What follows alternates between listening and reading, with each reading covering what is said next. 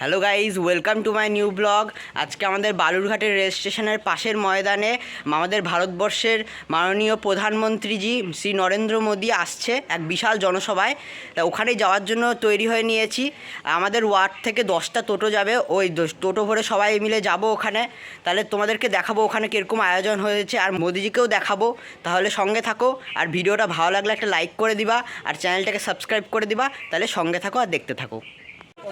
এই যে গাইস, টোটো সব চলে এসেছে, এবার টোটোতে করে যাব রেল স্টেশনের পাশের মাঠে।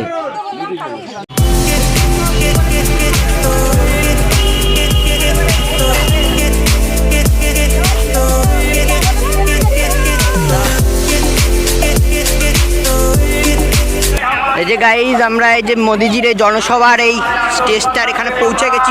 প্রচুর লোক চলে এসেছে, একদম ভিড়, গ্রামগঞ্জ সব জায়গা থেকে লোক এসেছে।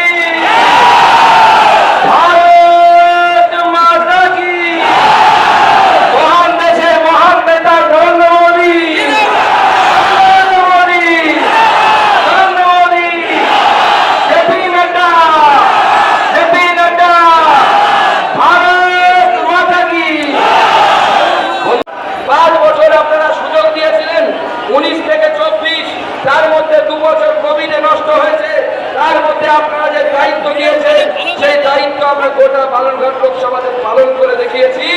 5 কোটি টাকা দিয়ে বুথে বুথে সোলার লাইট লাগানোর ব্যবস্থা এই জেলাতে সুকান্ত মজুমদার আপনাদের সাংসদ করেছে, আপনারা সেই পুরস্কার পেয়েছেন। আমরা দিল্লির বুকে গিয়ে এই জেলা তথা এই লোকসভার জন্য সাংসদ রত্ন পুরস্কার ছিল। বন্ধুগণ, আজকে 16 তারিখ মাননীয় প্রধানমন্ত্রী এসেছেন, আগামীকাল রামনবমী, আর গতকাল আমাদের জেলায় আরেকটি বিশেষ ঘটনা ঘটল।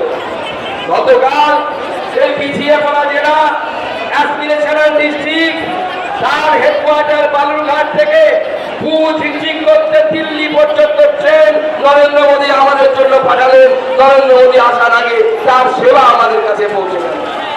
আমরা এইভাবে শিয়ালদা বালুরঘাট ট্রেন চালু করা থেকে শুরু করে সমস্ত ট্রেন আমরা চালু করেছি, নবদ্বীপ থেকে শুরু করে।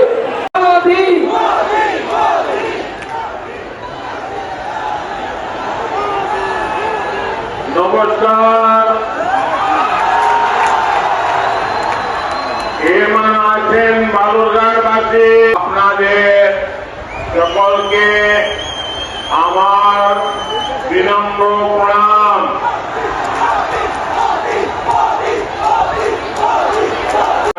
जीत विकास की होगी। आज पूरा बंगाल कह रहा है 4 जून 400 पार, 4 जून।